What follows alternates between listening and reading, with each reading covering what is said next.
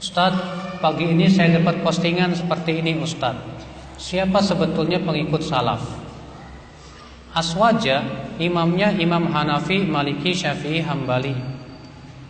Sedangkan Wahabi, itu imamnya Ibnu Taimiyah, Muhammad bin Abdul Wahab, Abdullah bin Baz, Syekh Albani. Sedangkan Imam Hanafi 80 tahun Hijriah, Imam Malik 93 Hijriah, Imam Syafi'i 150. Jadi sebetulnya yang lebih dekat kepada Rasulullah siapa? Wahabi apa Aswaja? Kita katakan Imam Malik, Imam Syafi'i, imam kita semua. Orang-orang yang mengikuti sunnah Nabi SAW pasti akan mengakui bahwa mereka sebagai para ulama. Dan aneh kan kalau misalnya, oh enggak nih ulama milik kami aja, enak aja milik kalian. Ajib. Para ulama itu tidak pernah mengklaim saya milik kalian, saya enggak, ilmu saya untuk setiap orang. Iya. Makanya aneh kalau ada orang mengatakan ulama kami ya ini, ulama kalian ya itu. Enggak, ulamamu ulama kami. Iya. Imam Abu Hanifah ulama kami, Imam Syafi'i ulama kami, Imam Ahmad ulama kami. Para sahabat ulama semuanya, para tabi'in, tabi'ut tabi'in dan yang lainnya, mereka ulama. Tapi perbedaan kita dan kalian adalah kalian mensucikan para ulama, sedangkan kami mengatakan ulama manusia yang bisa jadi diambil dan bisa ditolak. Semuanya dilihat kalau Al-Quran dan hadis sesuai kita ambil.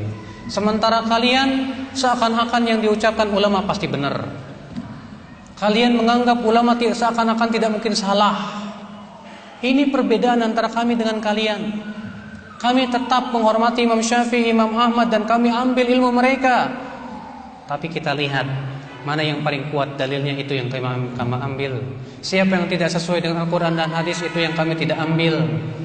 Karena kami menganggap bahwa yang maksum hanyalah Rasulullah Sallallahu Alaihi Wasallam, dan kami meyakini betul menghormati para ulama itu wajib.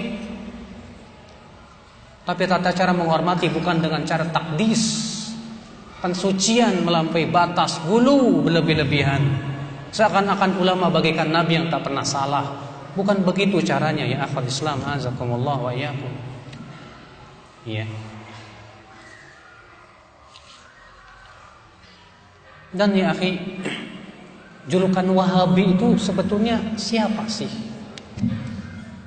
Antum perlu ketahui, kata-kata Wahabi itu sudah muncul sebelum firqah Wahabiyah, itu sudah muncul sebelum Syekh Muhammad bin Abdul Wahab lahir. Karena Syekh Muhammad bin Abdul Wahab lahir pada 1115 Hijriah. Sementara fatwa tentang firqah Wahabiyah itu sudah ada di abad ke-5 Hijriah, yaitu Ibnu Lakhami, di mana beliau ditanya tentang masjid yang dibangun oleh firqah Wahabiyah. Lalu Imam Ibnu Lakhami mengatakan itu masjid yang harus dihancurkan karena itu masjid dirar. Lalu Wahabiyah yang dimaksud oleh Ibnu Lakhami siapa? Pengikut Abdul Wahab bin Rustum. Dia yang mendirikan firqah Wahabiyah itu di awal-awal abad ke-2 Hijriah atau ke-3 Hijriah di Maroko. Dan memang pemikirannya hancur. Dia mengkafirkan, menghalalkan darah kaum muslimin. Dia mengatakan sholat Jumat tidak wajib, mengatakan jilbab tidak wajib, dan membatalkan banyak syariat Islam. Makanya para ulama mengkafirkan dia. Iya. Sedangkan Syekh Muhammad bin Abdul Wahab lahir pada tahun 1115 Hijriah. Madhab beliau apa? Hambali. Mengikuti fikihnya dalam fikih Ahmad bin Hambal. Jadi beliau tidak mengatakan saya tidak ikut Imam Ahmad, tidak ikut. Justru imam yang 4 itu diikuti oleh Syekh Muhammad bin Abdul Wahab. Bahkan beliau menisbatkan diri kepada madhab Imam Ahmad bin Hambal. Madhab Imam Ahmad bin Hambal. Ikhwatul Islam, azakumullah. Nah inilah Pak, di zaman sekarang ini serampangan orang menuduh Wahabi, awas Wahabi, awas Wahabi, awas Wahabi. Kemudian dibikin sebuah buku yang isinya 100% dusta semuanya. Apa itu? Sejarah berdarah Salafi Wahabi yang ditulis oleh Idahram. Idahram itu kebalikan namanya Marhadi. Ya.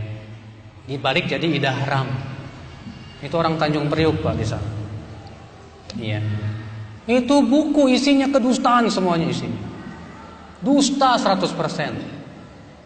Dan alhamdulillah sudah dibantah oleh banyak ustadz, di antaranya Ustadz Firanda, Ustadz Sufyan bin Khalid Rurai, demikian pula Ustadz Waskito. Ya, itu sudah dibantah buku tersebut.